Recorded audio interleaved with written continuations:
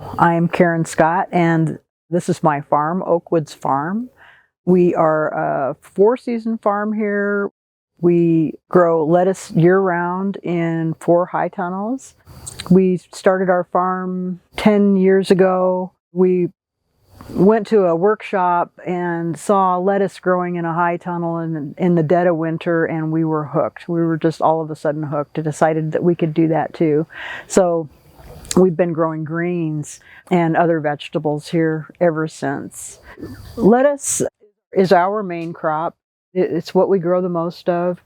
It has fertility requirements, not too much nitrogen. It does like a light soil with lots of tilth. We select different varieties for growing in different times of the year. So spring is a different variety versus the real heat of summer versus the really, really cold winter season. We start all of our lettuce and greens from transplants. We seed mostly into the paper chains for the paper pot transplanter, but for our head lettuce, we seed those into 1020 flats. And then 3 or 4 weeks later, we plan on transplanting those into our high tunnels. We do a soil test, and based on that soil test, we adjust the fertility for lettuce. And then our bed prep is very simple. We really are a no-till farm. So when we turn our beds over, it really is just with a wheel hoe, a stirrup hoe that we just go back and forth through the beds, just enough to get some light tilth to transplant the lettuce into. We also put in a cover crop from time to time, and then we will incorporate that into the soil actually with tarps. So we just let time and heat do the work of letting that decompose into the soil, and that adds quite a bit of good organic matter for lettuce. Lettuce does require quite a bit of organic matter in the soil. So we don't plant into plastic, and there are 2 reasons for that. One is dragging the paper pot for the lettuce mix prohibits the use of any sort of plastic, any sort of planting into that plastic. And then all the hand transplant for like the lettuce heads, those are not on plastic either. We just find that a couple of quick cultivations, 2 weeks after planting and then another 2 weeks after that, really knocks down the weeds. We have an occasional weed here and there, but if you stay on top of those 2 first cultivations, you won't have a weed problem. And the lettuce stays clean because, again, we're using drip irrigation, and we're also feeding the lettuce using drip irrigation too, or through our drip lines. So it stays pretty clean, very easy to wash and pack. So variety selection for the different seasons. The seed catalogs will give you good guidelines for what grows well in which seasons. So that's going to be hot versus cold. Salanova we do grow year-round because that's our main lettuce mix. But as far as the head lettuces go, we don't grow any romaine in the wintertime. We have not found a variety that does well all winter long. It tends to freeze, and then the main stem explodes, which spoils the whole head of romaine. So romaine we grow spring, fall. We do grow that in the summer as well. And then Cherokee is another head lettuce, red Cherokee, that does really, really well. Spring, summer, it really holds up to the heat in the summertime. Flavor stays good. And then Muir is another one that we grow in the spring and the summer. In fall, I like to switch over to Salvias, which is romaine. Of course, we start that in the summer and harvest it in the fall.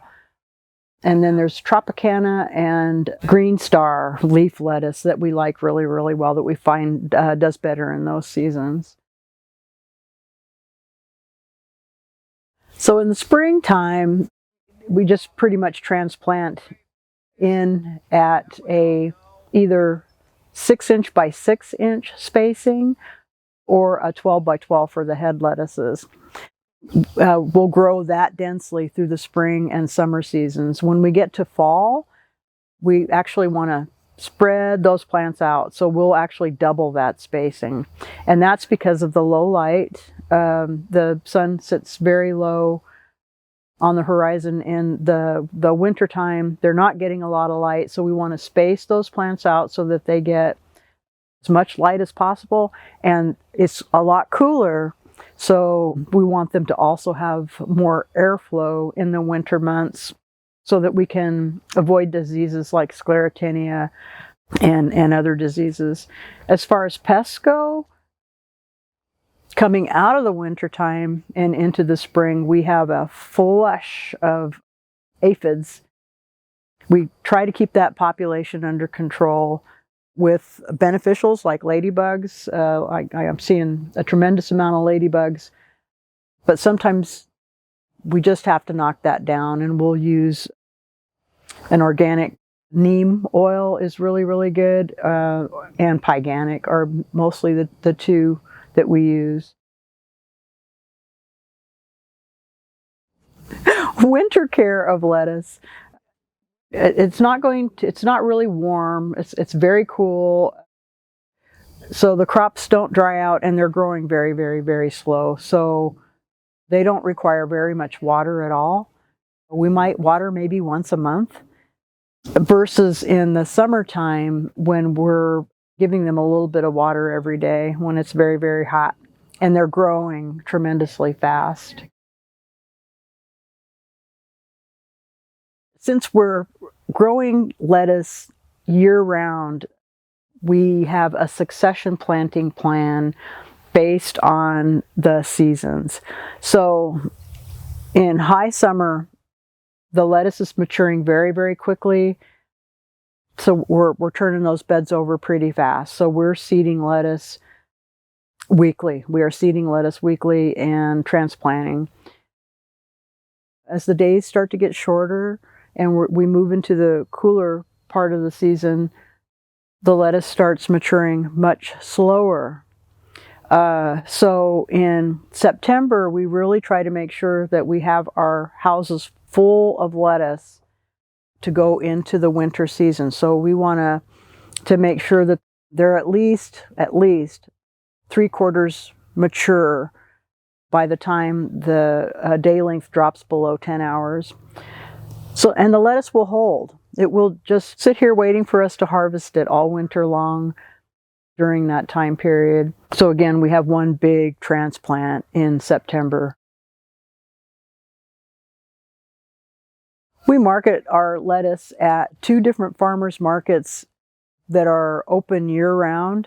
The traffic is a little slower in the wintertime, but that is a Webb City Farmers Market and Joplin Empire Market.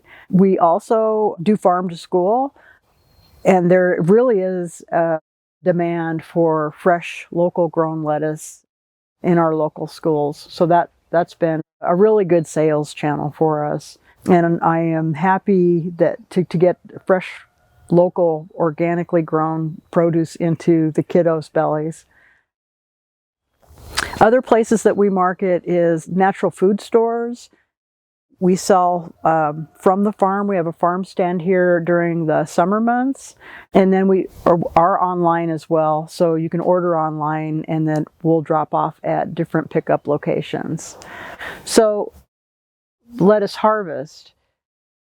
So we typically harvest the day before we take lettuce to market.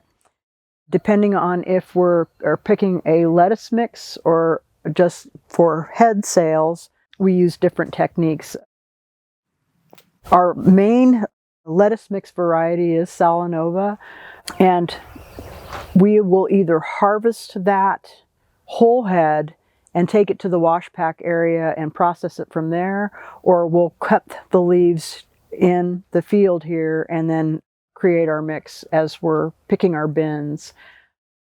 The head lettuce, we just harvest as whole heads. Those go into bins, and then they're moved to the cooler. For both types of lettuce, we do like to chill them as quickly as possible year round. So we want to get those into the cooler year round, and then we'll leave those in for 24 hours. So we're harvesting the day before, we're processing, and then we're taking to the market. So we sell our lettuce mix in half-pound bags, and then our head lettuces are sold as whole head. And the same for, we do add other greens and spinach and mustard greens to our lettuce mix, and we call it our market mix, and it's pretty popular.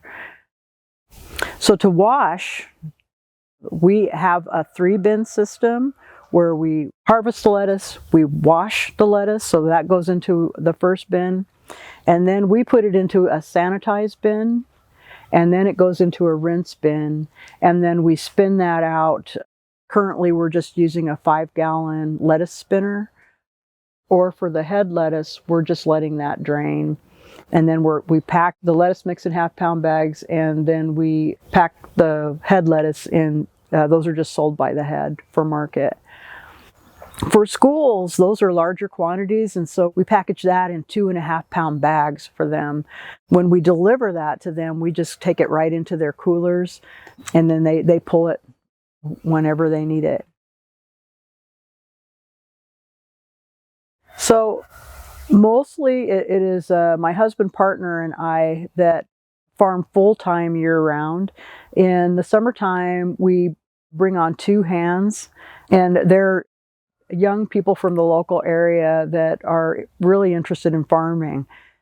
So that motivates us to get them started. I have written schedules for them, work instructions, plans for what they're going to do every day. I think it's really helpful to set a framework. I stopped calling it a plan, a framework for what their day is going to look like. It really helps guide them if they know what the next thing to do is going to be. And then the young people, they do require supervision, and so either my husband or I are just out helping to guide the work, and it just to keep things moving along. But again, the written work instructions help quite a bit. So this is how we grow lettuce here in Southwest Missouri. Different climates, different farmers, different farms. You'll probably do things slightly different, but this is what works for us here. And just some takeaways: soil prep, soil prep, soil prep really helps, and fertility helps. Those knowing your fertility helps these plants grow very, very quickly.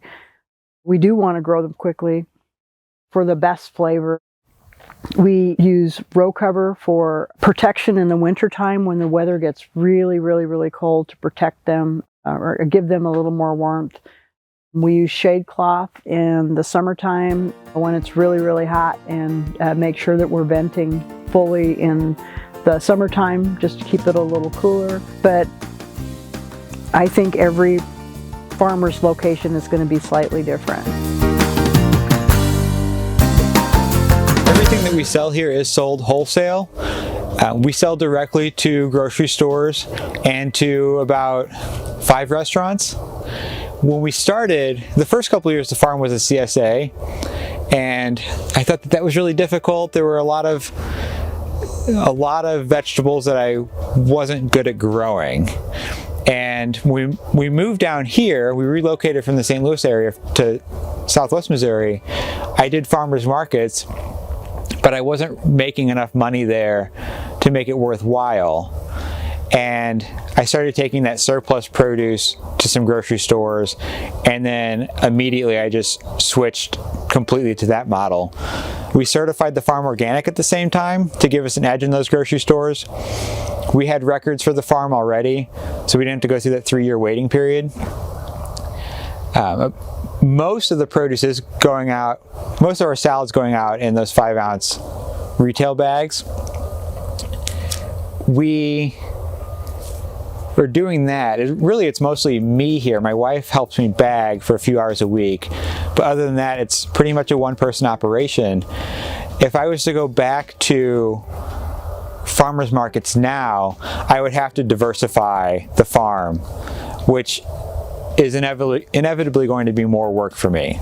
So about 75% of what I'm doing is the baby salad mixes, and we're doing some bunched grains. We'll do more of that next year.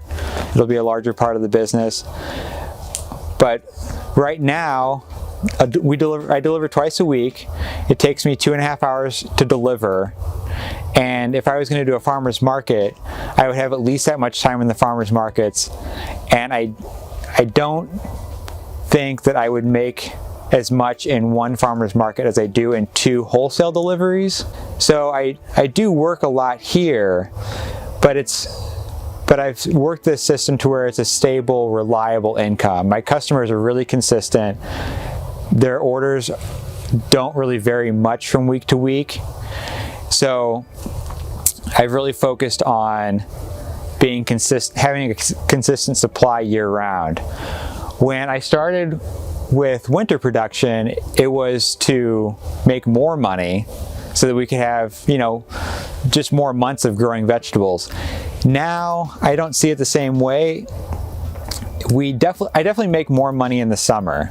The baby greens in the summer are 15 days from seed to harvest. And this bed next to us took 10 days to germinate. And it will probably take another 50 days or a couple weeks before the summer solstice. It's probably going to take another 50 or 60 days for that crop to mature. So nowhere else in agriculture would you be looking to get a yield reduction or a time reduction by a factor of 4 or 5. But I continue to do it because it really cements our relationship with our stores and our restaurants, because they see us every week. When our stores run out of our salad, customers complain to them, customers call because they know what days we deliver, which seems weird to me, but we really have built up a relationship in those areas. So we do it every week just to hold on to that. And I work too many days a week. I do typically work an 8-hour day, but I don't get as many days off as I would like. But it's gotten almost so routine that it feels like a salary, because our customers are so reliable and there's pretty much the same amount of salad going out every week. So when I expanded into salad greens, it wasn't because I necessarily wanted to grow salad greens. It was because I saw the biggest demand there. We kept selling out of it and stores kept wanting more. So we really upped our game with the packaging and labeling of that. But I'm growing salad greens every week of the year. That's a mixture of the baby greens here and the multi-leaf lettuces here. And that comes out to, over 90 crops of salad a year. I'm planting baby greens twice a week. I plant lettuce. I don't plant lettuce in the middle of winter. I am still planting the baby greens, but I plant lettuce once a week through most of the year. And if I was to specialize in tomatoes, it would take me a lifetime or longer to get that many crops of tomatoes and that experience built up. So, over the years, I've done 1,000 crops of salad greens now, probably getting close to that. So I've gotten the schedule really down. But if I was to go back to farmers markets, there's no way that I could sell as much in salad greens as I do wholesale. I would have to have a table full of at least a dozen or more varieties of vegetables. So since I'm out here working alone, when I come out here to harvest, this is my only focus. This is my only focus on seeding. I'm in high tunnel, so I know that throughout the year I need to seed every Wednesday and every Saturday. Those are my days. I'm harvesting the same days every week, and it's made things more routine. It's impossible to forget to plant because I'm doing that every day. And I see a lot of farmers fall behind with successions because they have so many different things going on that they're too busy picking carrots that the seeding didn't get done. Well, the seeding has to get done for that crop to grow and be harvested. Right now we're going to focus on getting your paper pots ready to plant. So Jason, could you kind of explain to us how you put together the paper pots and fill them and the seed prep and all of that in it? Sure. This is the paper chain here. This is a 6-inch spacing. So to get these ready for planting, you have to insert the spreader rod down this side here. There's a little opening under this white piece of paper. Slip one in both sides. That allows you to open it fully. And we can mount it here.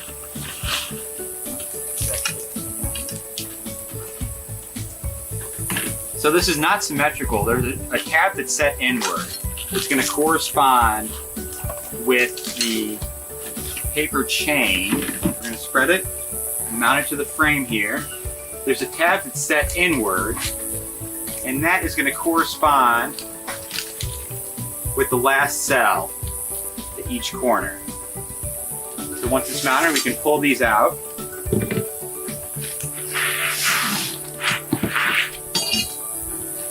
And we can flip that over, put it in our tray.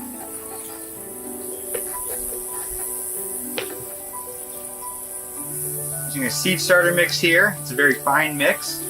We're going to spread it pretty evenly over the tray.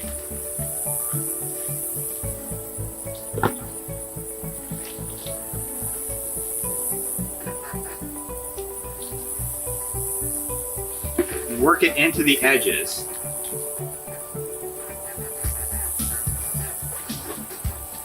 And I have found that if the potting mix isn't packed in tight enough, when you remove this framework, the chain seems to shrink.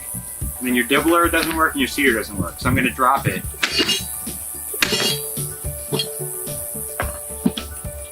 I wouldn't normally do that with a 10-20 tray, but you really need it pretty firm in the paper chain.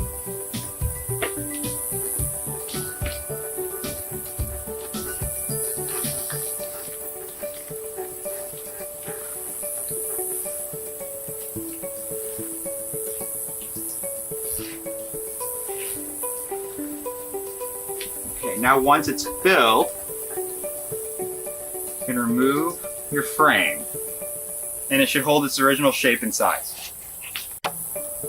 This is the dibbler board that comes with the set. We're going to place this on here, line it up in the corners so that we can dibble each cell. Press down on it evenly across the tray. And now we have a space for each cell. Looks like I got a little light in the middle. And the flex in the table. So there we go. Now we can put a seed in each cell. This is the seeder that's available. It really works better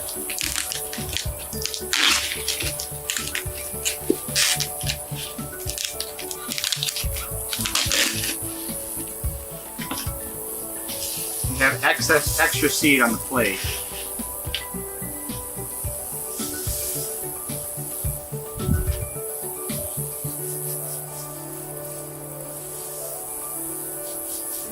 I'm going to roll the seeds around until there's one in each cell. Double check it. Let all the seed go to the corner. We're going to position the holes over the dibbles we just made.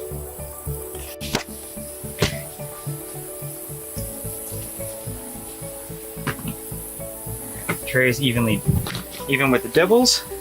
We're gonna line the seeder up with the marks left from the dibbler. Check our corners. The goal is to get those holes right over the dibbles, and they seem to line up pretty perfectly.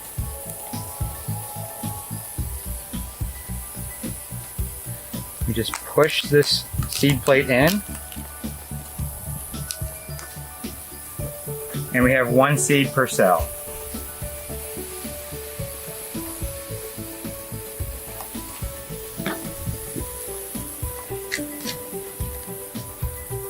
So now this is ready for water, and then it goes to our germination chamber.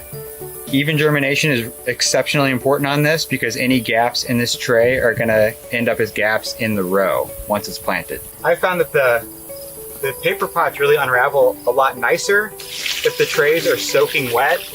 So I have this extra large greenhouse tray here. Before each tray goes in the ground, I'm gonna soak it for a few minutes to make sure that it's fully saturated, and then the paper will come apart very easily.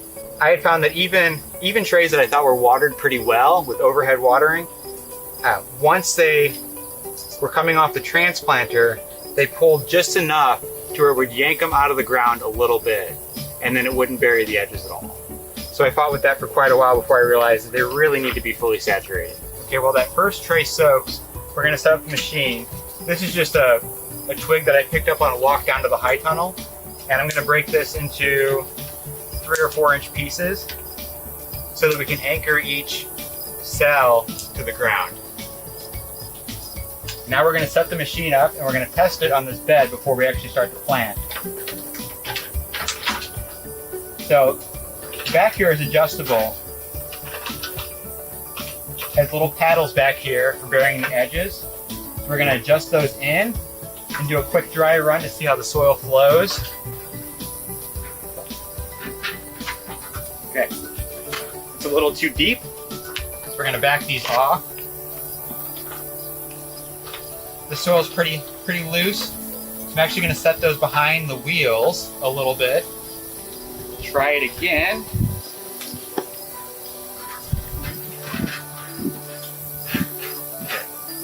That looks right to me, that it'll cover the root ball without burying the lettuces. For our bed prep, I prepped this bed a couple weeks in advance. So we've tilled it and gotten ready for planting, but then we've put down the drip irrigation and covered it with this plastic. Watered the bed and let all the weeds germinate. Then we've removed all of this for right now and come back with a flame weeder. I had found that, good bed prep is always important anyway, but with the paper chains especially, if you have to cultivate those in the first week or two, your hoe tends to catch those and pull them back out of the ground. So you really need to be ready with a weed-free bed. This tray is ready to go on the cedar. It's important to point out that root pruning is really important on these. So I've grown this on a table with just a table made out of mesh. So there's lots of air pruning. There's really not a lot of roots that are growing through the bottom. I've seen growers that have used these that didn't set it up for that, and before they plant them, they're literally scraping the roots off so that they unravel easier without catching on that. So to load these on here, you need to flip this up. We're gonna peel these paper chains up and get this little ramp under there. We're gonna remove the plastic on the end, and we're just gonna set this over here. We're gonna find our first cell. We're gonna unravel that. I'm gonna make a little furrow here with my hand. Okay, in a lot of videos I'd watched with the paper pot transplanter, you need to anchor this in the ground. A lot of the growers are using a harvest knife or a screwdriver. I'm just going to use these little sticks so I don't have to retrieve them later. I've got a bunch here so we can get through this planting with just a pretty quick motion. So I made a little furrow here with my hand, and I've set the first one in and anchored that first cell with a stick. Now I'm gonna unravel the first maybe dozen, and I'm gonna set them to the side. So the tray is wet, so the paper peels apart pretty easily, but it's really important just to think that if this anchor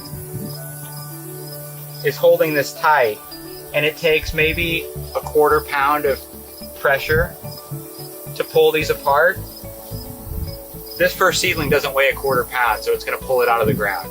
So we're going to unroll these first 12 or so there's zero resistance until all those are in the ground.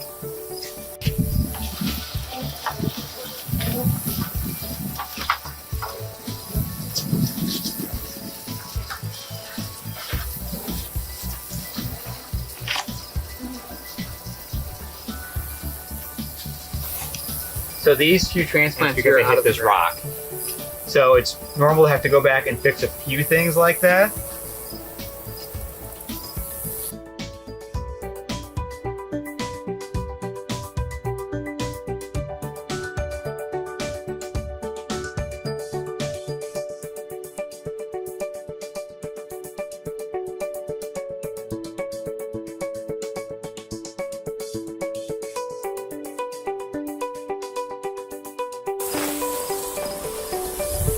We just put in 264 cells in 2.5 minutes, and then I had them pull one section pull out that I had to go back and fix. That probably took a couple, maybe 2 or 3 more minutes.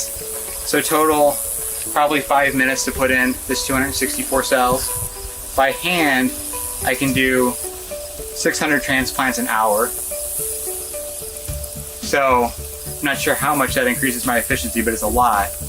This is not as precise as I had thought that it would have been. Seems that I've put in probably 60 trays with this paper pot now, and I'm very rarely do I get a full tray where I don't have to go back and fix a little something, but even with all of that, it still saves a tremendous amount of time.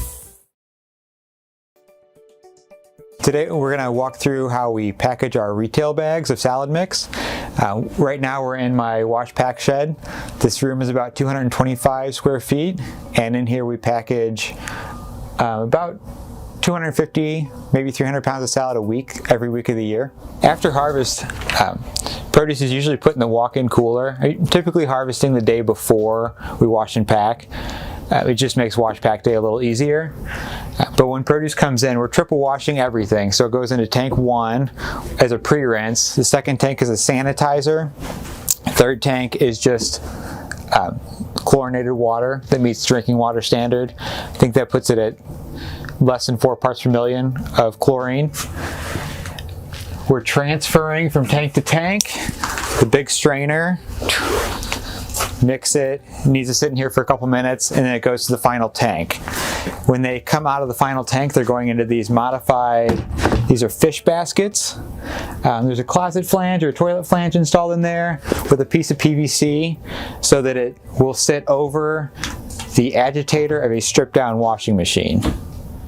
And that's a standard household clothes washer that's been sanitized. This is our retail packaging. We're using a 9x12 poly bag. We've got our tear set here for the bag. I think it is best that after salad comes out of the washing machine, out of the spinner, excuse me, we put it in these crates. They're typically full. They hold about 10 pounds.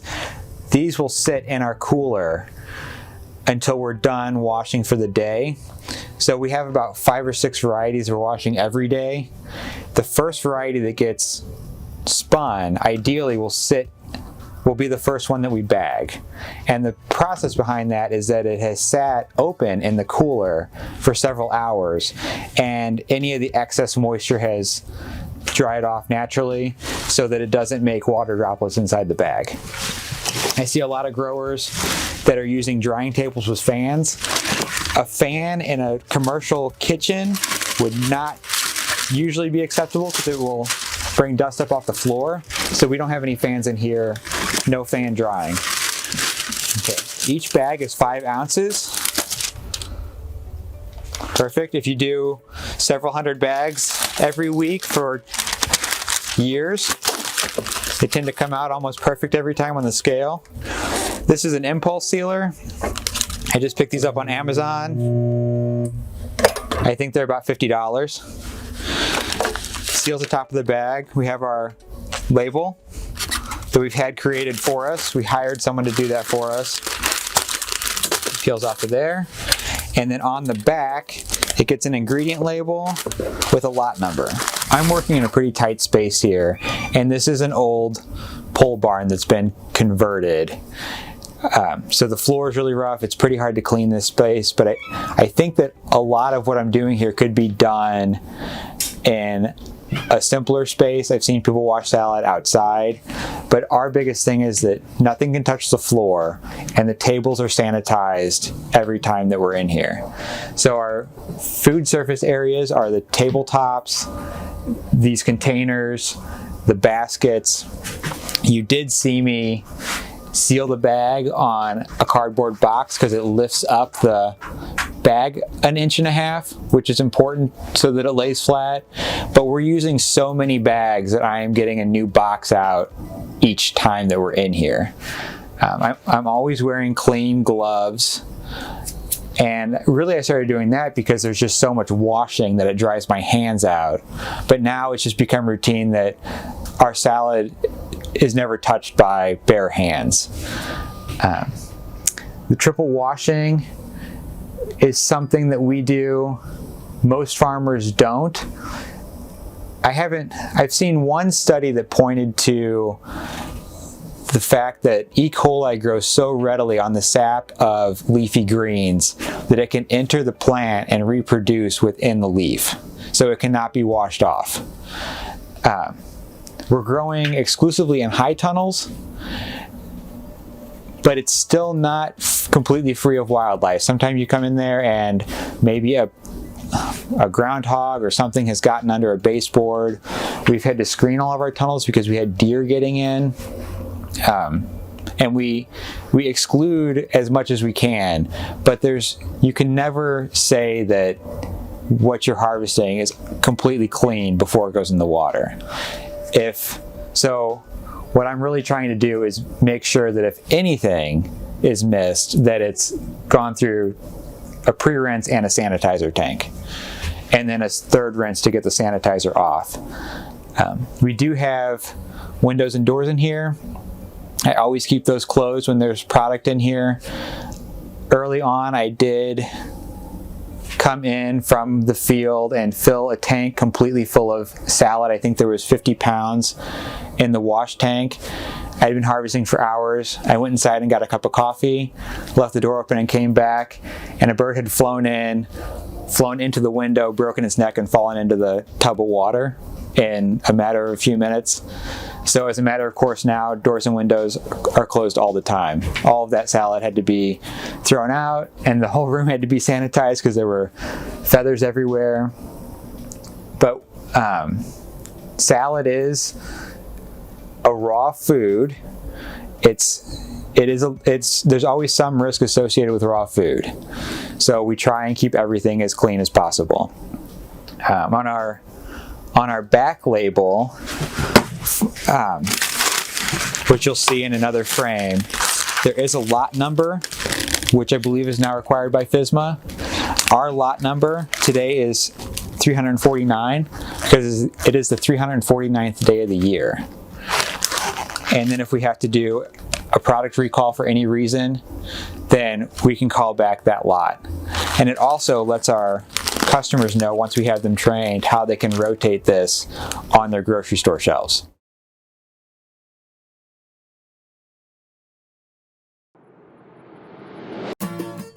This video series has been funded by the Missouri Department of Agriculture Specialty Crops Block Grant, and also in collaboration with University of Missouri Extension, Lincoln University Extension, and Webb City Farmers Market. For further information, you can go to webcityfarmersmarket.com. We hope this video series will help you learn to grow one more crop and add a little bit more income on your farm.